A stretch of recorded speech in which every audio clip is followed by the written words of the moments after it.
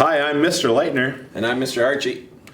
and welcome to the Eagles Nest / Grizzly Den. Tonight we're going to talk about Grizzly Wrestling. North Border girls basketball. We're going to talk North Border boys basketball, and we'll also talk about the first grade play going on. Oh, that's going to be a good one at the end here. Yeah, we're excited about that. Thank you, DK Grocery, for being the sponsor of our program. Welcome to the Eagles Nest. And we're back with Coach Sean Horgan. Coach, thanks for being on the show with us today. Thanks for having me. All right, we had some Grizzly action last couple days. On Friday we had a triangular, and then on Saturday we had a duel in Grafton. So we had the home triangular against Central Cass and Hillsborough Central Valley. Yep. We had triangular Friday night, and then it was a tournament on Saturday in Grafton, an individual tournament. Okay. Yeah, it was exciting. All right, so let's talk about the triangular first on Friday night. First match we had was against Central Cass. Just as tight as it can be, we lost a close one, 42-36. So can we talk about some highlights there? Yeah, every time we wrestle Central Cass, I would say probably in the past 10 to 12 years, it's been a great matchup, and it seems like it always comes down to one, maybe two matches. Just a great rivalry, great respect between the two programs. Coach Lamar over there does a nice job with his program, and it seems like a lot of times it's our two programs fighting for that spot, to get into the state tournament. And Region 2 is tight. It's competitive. So it was nice to be able to host something like that. It wasn't originally scheduled to be a triangular, but when Hillsborough lost their tournament, they agreed to come up and wrestle both of us, Central Cass and us. So, yeah, it was competitive. It was exciting. Nice to be able to host it. Well, yeah, and probably a little bit. It's the first time we're wrestling for the season, so there's a little bit of nerves involved, and everybody's just trying to figure out where they're at and how they're wrestling too. So. Oh, absolutely. When we had that that shutdown, that really affected us, because as far as conditioning and working on technique, we had to cram a bunch of stuff into a shorter window because we weren't able to practice for that time. And the kids were getting sick of wrestling each other and practice. So it was nice to finally get some competition in and get their feet wet, so to speak. Well, yeah, and we rebounded quite well. We ended up beating Hillsborough Central Valley 54-28 in the next duel that we played there. So that was good to get at least one match under our belt, and 1-1 going in for the dual season that we have. And any standouts that you want to talk about either of these two events? As far as Friday night, like I said, there was nerves. It was just nice to get going. Going in Saturday into the tournament, I saw their confidence build a little bit. We actually had two matchups that with Central Cass again, that we ran into them on Saturday. Matthew Keena and Grady Horning both lost their matches on Friday night versus Central Cass, and came back Saturday, and they both beat the kids Saturday that they had lost to Friday night. Sure. So, and in overtime fashion, and it was exciting. Emotions were high. So yeah, I think the kids, after getting that out of their system on Friday night, the nerves and things, they came Saturday a little bit more ready to wrestle, and maybe a little chip on their shoulder too. Yep. Okay. Well, they definitely played like that a little bit, or wrestled like that, because we got this trophy here. This is first place for the PCN Grizzlies.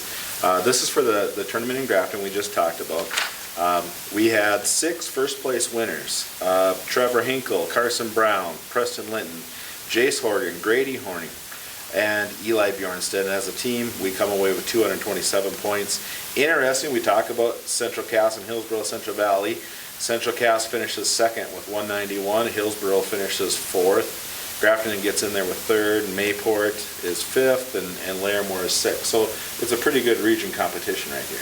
It was. I mean, actually, it was the first annual Grafton Invitational. They started their tournament this year as far as a varsity tournament. Coach Dahl over there was nervous about running his first tournament, but Clayton does a nice job with the Grafton program, is building it up, and he did a wonderful job. It was a very well-run tournament, very organized, especially with all the new restrictions with COVID and whatnot.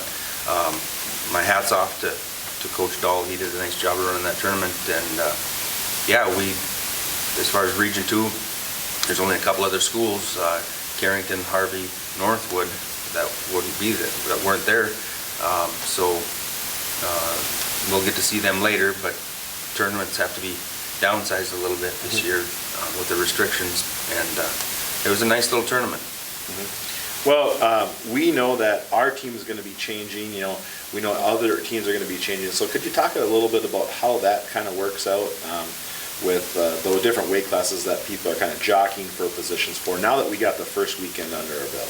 Yeah, well, with the way the weight classes go and kids cutting weight to get down to different weight classes, everyone is mandated to be on a gradual descent program. So we get their body composition tested and their hydration tested at the beginning of the season, and then that's punched into a program on track wrestling, and there's a descent plan where you have to enter all your weigh-ins at every competition, and they're only allowed to lose so much. It's average about 1.5 to 2 pounds per week to get to where they want to wrestle. So we do still have a couple kids that are cutting some weight, but due to the way the program works, they weren't allowed to wrestle the weight they want to wrestle yet. So we have to put a lineup together that works for now.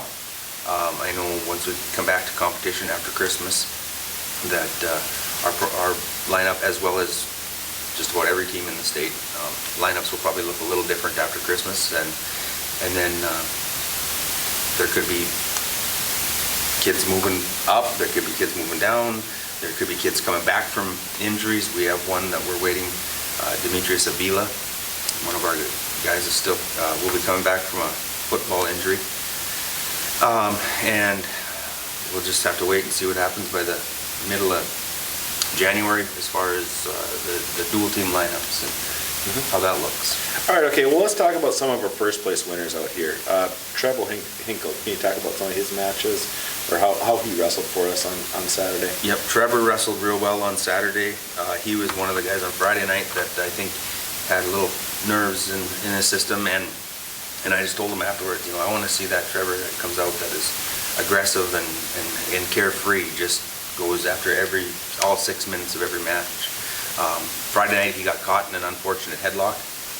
Got pinned by a good kid from Central Cass who was a good wrestler, but with 0.3 seconds left in the match, he gets pinned, and he was up 15-2. So that's a 10-point swing in our duel right there. And like I said, 2 other guys beat the guys the next day that they lost to that night. But Trevor wrestled aggressively. He wasn't really tested on Saturday. He shined Saturday. Okay. How about at 132 with Carson Brown? Carson wrestled well.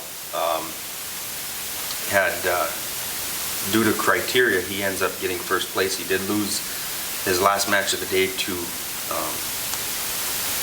the kid from Grafton, and the kid from Grafton had lost to the kid from Hillsborough, who Carson had pinned. So due to criteria, Carson comes out on top. So sure. Well, that's how close it is in this region. Absolutely. That's a really competitive bracket. Yep. Okay, and then Preston Linton at 138. Yep. Preston wrestled aggressively. Had a good night Friday night. Had a good day Saturday. He's looking good right now. He's wrestling top. Yeah. All right. And of course, Jace at 145. Yep. Jace wrestled well both nights. He's 5-0 right now. Just wrestled tough. Had a good match in the finals with the Grafton kid, and they have a little history going back 2 years with the kid that Jace beat that night. So he's looking tough right now. Hoping things continue. Yeah. Well, of course, at 170, Grady Horning wrestles great. Grady, which you may or may not know, and viewers you may or may not know, he helps a lot with producing these Eagle Nest shows, or Grizzly Den, actually, this is what we're calling this one, sorry about that, Coach. But he had a great tournament on Saturday. Grady wrestled real well Saturday. Like I mentioned before, he was one of the guys who lost on Friday night in that duel with Central Cass, but comes back, sees the same kid, and ends up beating him. And I believe that was one of our overtime wins. And that was a test we were trying to see. Are we going to be in good enough shape with that layoff that we had? So in practice, we've really been pushing the guys to get in wrestling shape and get the lungs in shape and get the bodies in shape. So Grady wrestled well, and it was nice to see for him. I don't think he's going to wipe the smile off his face when getting announced for first place and going up. And each kid Grafton did a nice job. They gave out T-shirts that said Grafton Tournament Champion and the weight class on the back. And so I'm sure he'll be wearing that around school with pride. Yeah, well, that's great. He should be. All right, and then Eli Bjornson wrestling at 285. Yeah, Eli is our 220-pounder. In this particular tournament, the 220-pound class and the 285-pound class were short numbers. So what they did is they combined both of them. So we had two different weight classes. So essentially, Eli is wrestling some of the guys that were his weight class, but more wrestling guys above his weight class. And Eli went in just like a beast. The weight, he's given up sometimes 50 pounds. It didn't bother him. He wrestled wide open, wrestled aggressively, just in typical Eli fashion. It didn't faze him a bit, so he had a nice day.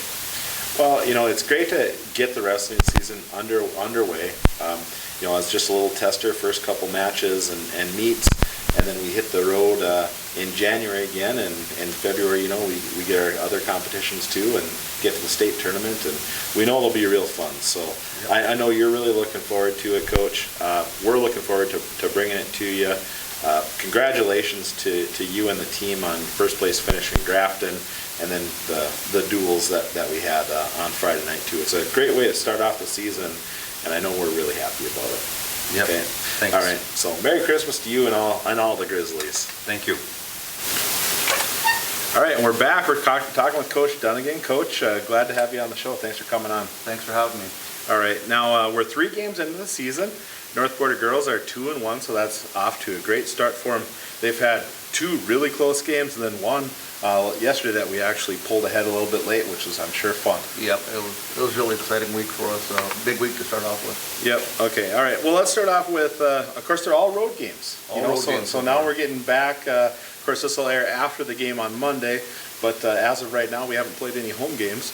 We started off at DVE. We ended up on the short side of that, but just by 1 point, 24-23. Defensive struggle. Maybe we're kind of just getting our early season jitters and starting to gel as a team and all that stuff, I'm sure. Yeah, there was a lot of nerves. There was a lot of girls that had never been put in that type of real atmosphere without it, having somebody, big leadership skills to take over the game. And defensively, the girls actually, we felt, played the game very well defensively. We had a game plan. It was kind of to try to take the girl off, take her out of the game for DVE and Stegman, and that was kind of our main game plan, was to put a lot of attention towards her. And they did it very well, and they kept it to be a low-scoring game. But offensively, you could tell there was a lot of nerves, and just we struggled to find what we are what we are offensively. We knew we felt we could play defense, but we did struggle on the offensive end, and it showed. Well, and offensively, Addie Brown leads you in scoring. She had a pretty nice night. Yeah, she had 7 points that night. And then everybody else chipped in with a couple pretty much across the board, and it was a good learning experience for us all. Get out there the first night and try to see what we are, and with so much youth on the team. Mm-hmm. Well, and Kira Moore also is having a good season so far. You talked about her rebounds and blocks to me earlier. I know you mentioned that. She's been a rebounding machine. She's all over the place. Very athletic girl, and can get. She seems to find the ball every time she's around it. Somehow it's coming off her hands. She's going to be grabbing it. So she's pulled on a lot of boards, and that's really nice to see. Well, and Kira brings such energy and enthusiasm to the team as well. Yeah, yeah, she does. Okay, all right. Now let's talk about Park River Fordville Lincoln. That is a big game. We win that one. North Border wins 38-33. Again, our standouts. We're talking about Kira Moore and Jenna Frazier too. She had a really nice game. Jenna had a really big game. She got a lot of points at the free throw line, but she does so many other things well, and she gets the free throw line obviously by being aggressive and staying aggressive. And, she kind of put the team on her back for a while there and got to the hole and got to the free throw line a lot. That was huge. I think in that game, Kira Moore pulled down 14 boards. Well, that's just, to me, that's just incredible. I believe it was 14 boards. And that's good stuff to see. And I think, that game too, I think Talon actually had 8 boards too. So Yeah. we actually won the rebound battle against both the first two teams we played. And of course, it's real tense. We're down a little bit. We come back at the end of the game. It's tied up, and it's Kira Helen gets a big charge call. Can you talk about that? Exactly. With these road games, we don't have any fans, so trying to get some energy built up in the gym is tough. And we don't have a big bench cheering for us. We're a small, don't have much support that way at these away games, and Kira Helen took a big charge for us and really kind of lit us up a little bit and gave us some hope. I'll call that a big momentum swing for us. And then shortly after that, Lauren Coyer comes down and knocks down a 3 and puts us up by a couple, I believe, and the rest was just free throws at the end type of thing. And Well, I'll tell you, when Lauren hit that 3-pointer, the duel and everything was going on in there, but it was the other two teams playing. So me and Mr. Hartshee were in my office, and we let out a big yell when she hit that 3-pointer, and we knew we were going to win. That was just a pretty cool moment. I know you guys were excited. It was a big time shot, and I think actually Helen gave her the assist on that one too. So it was big, nice. It was just a nice change of events there, and we needed that spark, and Helen gave it to us kind of, and just great turnaround of events there at the end. And our goal was to stay, all season so far we've said we want to try to keep these games, a lot of these games that we know we feel we can compete on. We just try to say we're going to try to keep it close and hang around to the end, and then see what happens. And that's what they did. We hung in there. It was always a couple points either way, and hung in to the end. Well, of course, the road trip continues. You have the game on Friday. You come back here. You got to get up in the morning and drive down to Hope for the game. North Border beats Finley Sharon Hope Page 49-29. You just kind of pull away in that one. You're fighting back and forth a little bit, but the second half was really good. Yeah, we started off, I'll call it slow. I think we dug ourselves a hole at the beginning, and I believe we were down by 8 points in the first quarter, and just slowly chipped away. And at the end of first quarter, we were up by 11-10, and we went into halftime. Second half, both teams started getting in foul trouble, and we were all getting the line a lot, and we put a lot of points on the board in the second quarter, but they were all from the free throw line. We only had one field goal made the second quarter, but all the points come from the line. Obviously, the girls were trying to get to the hole and stuff, and that's where they were coming up with the free throws. So that was good to see. We went into halftime, I believe, with an 8-point lead, and we came out in the third quarter of that game. It stayed around that 6, 7, 8, 9 points for a while, and then shortly at the end of the third quarter, we went on a run, pulled away a little bit more, and then fourth quarter it kind of got a little sloppy, and a lot of free throws were shot, and we ended up winning by 20. Sure. Well, a lot of people contributed to this one. Of course, the players of the game were Jenna Frazier. She had 13 points. Addie Brown had 15 points and something around 6 steals, I think you told me. Yeah, Addie ended up with 6 steals. Talon had 5. There was a lot of steals in that game. Yes, Addie and Jenna were named co-players of the game. The radio, RJ Broadcasting, I believe, came over at the end and told me that those two were announced players of the game, and they were presented with T-shirts and stuff at the end of the game. So that was a really cool honor for them. Yeah.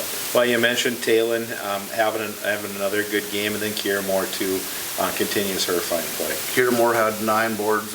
Again, just a rebounding machine, and she's a defensive threat. Where she goes, she's always in the way, and quick girl, fast girl. It's fun to have that. Well, you think about it, you're 2 points away basically from being 3-0 at this point, and I know you're excited about 2-1 and just how much the team is growing too. Could you talk about what that means to you too, the team growing? Well, when we started off the season, Phil, we really didn't know what we were going to be. We knew we were young, and we needed to figure out a lot of things quickly. We didn't know if we were going to be winless or if we could get on the board and know where we were going to stack up. We always try to think positive and try to get those W's, but we want to try to find out how we stack up in the region. And coming off, like you said, 2-1, we had a 1-point region point game against Park River, and a 2-point win against Finley now. So 3 region points this early on for us, so we'll take that. Yeah, absolutely. Of course, I know we're excited for tomorrow night. Hatton Northwood comes to town. And of course, after Christmas, we'll take a little break for Christmas season, and we'll get right back into it in January too. So. Yep. Hatton Northwood's going to be that's going to be an interesting game. They seem like they're a pretty good group. What I've heard, they move up and down the court. We're going to have our hands full. Mm-hmm. Okay, well, Patrick, Merry Christmas to you and your family. Hope you have a good holiday, and we'll talk to you again back in January. Sounds good. Thank you. And we're back with Coach Moore. Coach, thanks for being on the show. All right, thanks for having me. Well, we've had a chance to get back into basketball now for the boys, and we're 2-1. We've had 3 games in the last week, and first game is against Northern Cass. Of course, Northern Cass head coach Mr. Laxdal used to be here coaching and teaching, so I'm sure that was a pretty fun matchup for you to be able to coach against him. It's always fun for me to coach against Bryce. We are very good friends. I'm in his wedding in May coming up. We're good friends. We talk a lot, and it's always fun to play against him. And we've had some success against him since he went to Northern Cass. I didn't have any success against him when he was in Cavalier, so it's good to have the tables turned a little bit. Sure, I know he was excited to be there. The game itself was a 54-43 victory for North Border, so let's talk about that. Yeah, it was, the score ended up maybe a little closer than it actually was. We did have it stretched out there, but they actually were leading at the half. We didn't have the greatest first half, and first game of the year, getting against some competition, working a couple kinks out, kind of a slow start for us, but we made some adjustments at the half. We came out, we were 0 for 12 at the half from three-pointer against them. Okay. And I think we're still relying a little too much on shooting the threes. So for the second half, we kind of tried to cut down on those, even though hitting a couple of those is what kind of got us kick-started a little bit. And then some things went from there, and we actually had it stretched out to a 20-point game at one point. It ended up being 11 in the end, but happy with the get a win in the first game. Okay, well, I know Jaden Lee had a spectacular game. He really got on fire in that third quarter. So let's talk about his game. Yeah, that was big. Jaden had, I think he had 5 points at the half or something like that. As I said, we hadn't hit any outside shots. And early in the third quarter, Jaden hit a 3. And not long after, he hit another 3, and he ended up finishing the night with 22 points for us. He just started getting more active. He got to the free throw line, he got to the rim and finished for us. And, he just showed his leadership right there in the first night. Well, you talked about you struggled a little bit, but we still were able to maintain composure and get the victory. There's been a lot of growth that's gone on since that first game, I'm sure. Absolutely. We aren't overly deep. We have 8 guys right now who have been getting into some varsity games. We've been lucky to have Logan Noopdahl be able to give us some minutes back. We weren't sure what we were going to get out of him. But yeah, we've kind of started developing who we are. And that's the purpose of a couple non-conference games to get started with. And if we're playing at our peak to start the year, that's probably a bad thing because there's nowhere to go but down. So we'd like to actually start out a little bit slower and be able to keep building up every night. So that first game was a perfect example as we got better every quarter throughout that first game, and that was really good to see. Mm-hmm. Well, you carried it in a little bit to the next game. We played Langdon. Of course, we lose. You get off to the great start. Then they come with a run of their own, and then it's kind of back and forth for a little bit. In the end, Langdon ends up kind of pulling away for it. First of all, we got to say Langdon is a great team in North Dakota. They're ranked in the top 10, and they deserve to be ranked in the top 10. I think they're going to stay in the top 10 probably all year. And at the same time, we hung with them for large portions of the game, had our moments, and I'm sure that you think if we play them again, we could be very competitive, if not beat them that. Oh, I definitely think that we're capable of beating them. There's no doubt about it. One thing about those kids that we're finally getting here at North Border, but we haven't had, is just that winning mindset. So many of those kids are 3-time state football champions, things like that. They do those extra little things to win because they understand how important the little things are. Our guys are figuring that out, but we haven't been at that pinnacle for a long time. And so it's just a learning curve of understanding how important the little things are to get business taken care of. Well, and our guys are doing it too, the weightlifting and everything, but you Yeah. definitely can tell Langdon has been into it for a long time in their program, and that gets them a lot of success as well. Absolutely, you know, I heard that they have kids, like 100 kids at 6 o'clock in the morning, 4 days a week, if not more, lifting weights in Langdon all summer long. And Oh. that's impressive. Yep. That's something. Well, and you know, that kind of drive is what, you know, we're getting to, you know. So That's what we talk about with the boys is, you know, emulate some of the things that these very good teams do, and those good habits will rub off on us, and it'll turn into success for us. now, as far as the game, any standouts that you want to talk about, or any moments of good play from our guys? Aiden Stainbrook had a really nice night for us. He ended up with 19. He kind of kept us in it a little bit when some other guys were struggling. You know, we were down 12 at the half. We went into the half and we talked about, okay, our goal is to have that lead cut in half by the end of the third, and so it's manageable. And they came out and hit a 3 right away to stretch it to 15. But then with about 3.5 minutes left, we had to cut down to 5. And I was thinking, okay, we're going to stay in this. Then we gave up a couple quick hoops and it stretched up to 10 again. And it never really got below that. Maybe got to 8, but then it was back up to 10 and ended up being a 12-point game. But Aiden hit some big threes for us there in the second half, and some free throws, got to the rim. So he was a big factor for us staying in the game, and you know, we like to see him coming along for us. Well, I'm glad you mentioned him because he is a hybrid player that can kind of play any position that he wants. You know, coming over from Minnesota in a bigger community, maybe a little bit more perimeter. I don't know exactly how he played over there, but around here, he's definitely a force down low and to the outside too. Yeah, anytime in small town Class B basketball, you have a 6'5" kid, he should be around the basket. But it doesn't mean that he can't step outside, and he's shown us that already too. So he's very versatile that way. You know, we always look to exploit mismatches, and with Aiden, it's not hard to find mismatches. So if a big's going to guard him, normally they're maybe not quick enough and don't extend as well, and then he can knock down the threes. And if it's a smaller guy to be quick enough, then we'll take him down and post him up. So Yeah. very nice option to have. His quickness down low is very noticeable. Yeah. I mean, He's done good incredible. feet. All right, okay, and then of course the game from Saturday, we have North Border 73, Finley Sharon Hope Page 47. It's a victory down in Hope, I think the game was played. Yep. And of course that's a region opponent. We see them frequently on our schedule, and we played them just last year in the play-in match to get into the region tournament. So we got a chance to play them twice last year. Yep. Can we talk about that? Yeah, they, you know, they've been down a little bit over the years, but they've got some nice young athletes coming for them right now.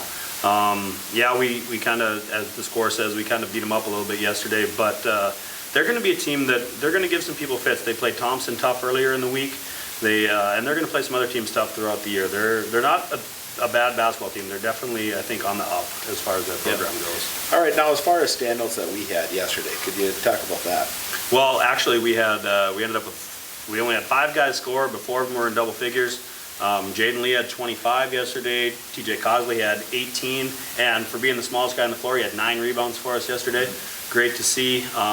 After the Langdon game, we talked about needing to focus more on the little things, as I said, and rebounding and doing it more fundamental was one of the things. So we put a lot of effort and energy into making sure we boxed out, tried not to give up the offensive boards nearly as much yesterday, and the guys really responded to that. But one big thing was I talked about shooting 3-pointers, and I think we're maybe doing that a little too much yet, but we got to the rim yesterday and we were 19 of 19 from the free throw line. Jaden Lee was 11 for 11. Jackson Johnson was 4 for 4, and Aiden Stainbrook was 4 for 4. So it was a great showing at the line yesterday. Wow, 19 of 19. I can't even believe there's going to be many teams that are going to get that kind of success from the free throw line this year. That might be a record that's going to stick around for a little bit. And that's, you know, we talk about that as, yeah, we have shooters, but we also have guys who can attack the rim and penetrate. And sometimes that leads to kickouts for those 3-pointers, but also if we're trying to get to the rim, you know, if we're quick enough, help comes. You know, that's how we get in foul trouble, is when other teams beat our guys off the dribble and help has to come. Generally, we end up fouling that guy, it seems like. You know, that's kind of what happened to us yesterday, is we beat our guy initially off the dribble, secondary help came, and they ended up fouling us at the rim, and the boys capitalized. And we've been trying to preach that here, is that, you know, we like threes, but we love layups. So let's work on getting there. Yeah, of course, the shot selection does truly determine that, And, I think you can see that with the wins and losses and how that goes. TJ Cosley, you mentioned him. I think one of those games, I don't remember which one, he might have had about 6 steals or something like that, and some nice layups out of that too. So, it all translates very well. I mean, he's not the biggest guy in the court, but he sure is lightning quick. He's quick. He's got quick hands. He's got quick feet, and he's just really clever. Like you say, I think it was the Northern Cass game. He had 6 steals. I think he had 4 or 5 again yesterday. And he even had a couple against Langdon too, against a very good point guard in Simon Rumfo there. So TJ's a difference maker defensively for us up top. There's no doubt about that, and that gets a lot of things going for us. We want to score transition hoops, and we want our defense to dictate that. Yep.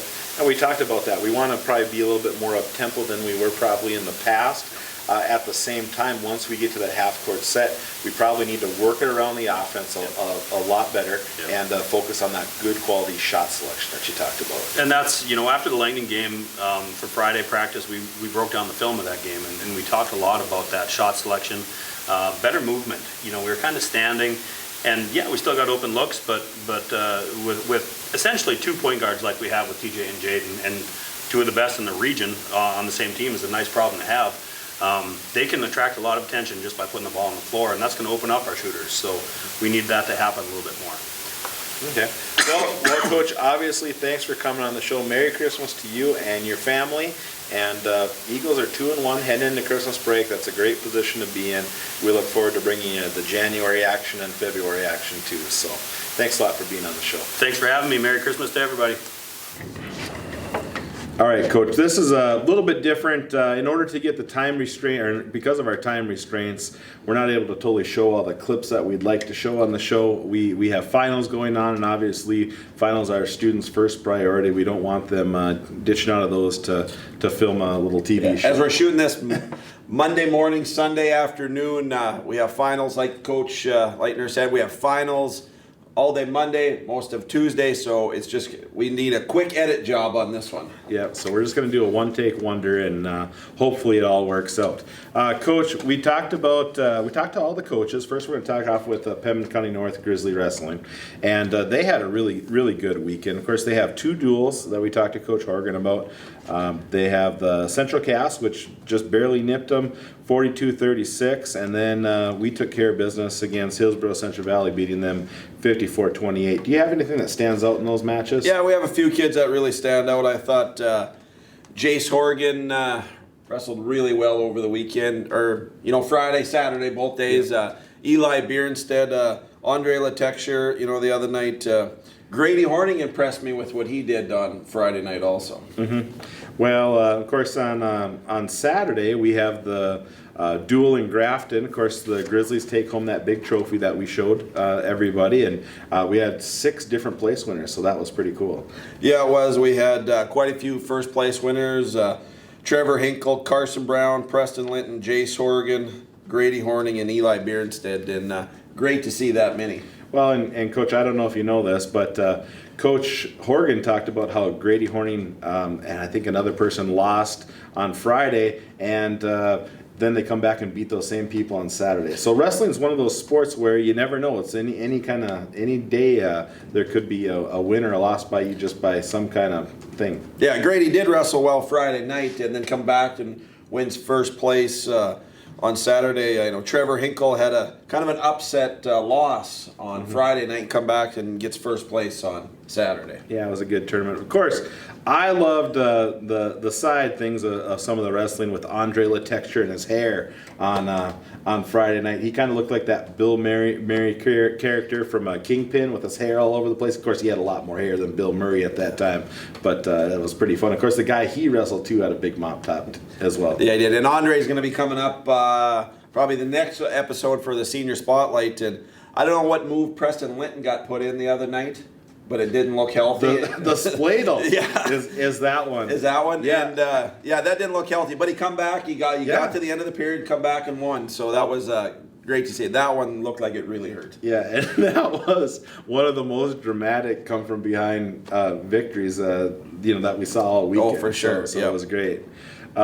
Coach, anything else about wrestling? It's just fun to see these kids back out competing. Friday night, you can tell it was kind of first night out, type kind of feeling things out. But it's great to have them back on the mats.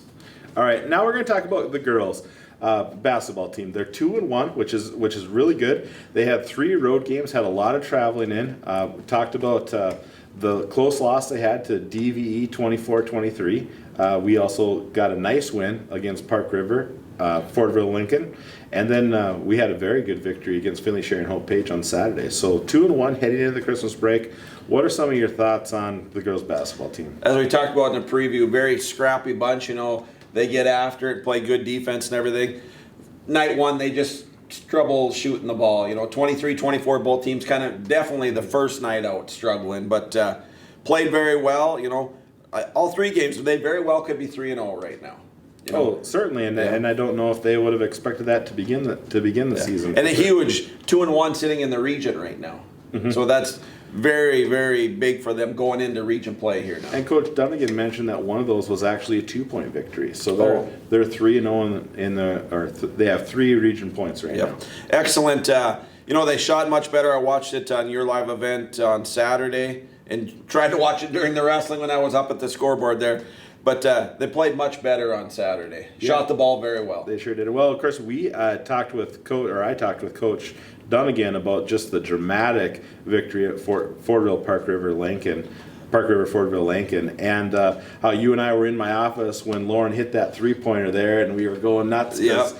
We were happy for that moment, and I know you've experienced a lot of those moments in your coaching career too. It's fun to see the girls. They were up, they were tied, they were down, and come back. Lauren hits a nice 3 there. Then they go down, play good defense. They get the ball, then they get to shoot a free throw. So that was great to see them with that victory on Friday night like that. All right, now let's move over to the boys basketball team. They're 2-1 as well. Been playing great basketball. Beat a very nice Northern Cass team opening night, 54-43. Then on Thursday night, we lose to Langdon. We have moments where we're in the game. That's 67-55, and then also a very big victory, 73-47 over Finley Sharon Hope Page. Yeah, that's another story. The first night out in Northern Cass, both teams were kind of tight there. You noticed back and forth, and we got our offense going in the second half, fourth quarter, we really pulled away. Just one, they're all playing well, but Jaden Lee right now is really playing lights out, just playing excellent basketball. I said to him going into the fourth quarter when he come up to the bench, I said, take the over, and he goes, I will. And he took over that second half in that Northern Cass game, and he's played well all 3 games so far. Oh yeah, he certainly has. He's providing that senior leadership that we saw from him in football. We expected he'd bring it in basketball, and he is too. Absolutely. It was just, if we recap all the sports together, we have 3 teams that are exhibiting a great amount of success. It's fun to be a Eagle or a Grizzly, whichever side you're on. And it's just great to go into the Christmas season, being able to play sports. And I know there's attendance restrictions that are set by our region and our school board. They do the best they can in setting those guidelines for everyone to be safe. And the overall goal is we want to make sure that we continue to be able to play sports into the future. We don't want to have to cut a season short due to COVID. Right. Now, we're having great winter sports so far. We're 2-1 in girls. We're 2-1 in the boys. The wrestlers are 1-1 in the duels. They win a tournament on Saturday. So our sports are doing excellent right now. And you're right.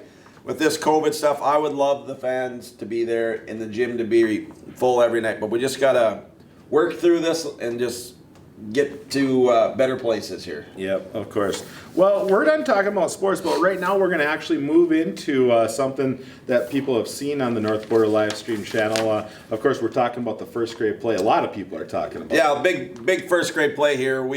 I didn't even know it was on there, Phil. I was scrolling through, and mid-class, I almost had to stop, and it's like, what's this? So we could all take a watch here by Mrs. Lori Longton Jr. Yeah, Mrs. Lori Longton Jr., her directorial debut, first grade play on our YouTube channel. We have characters. We have Claire as the narrator, Blake as Poppy Whoppy, Nola as Peggy Lou, Corbin as the doctor, and Caleb as the father. And the play is entitled, or book is entitled, Poppy Whoppy and Peggy Lou.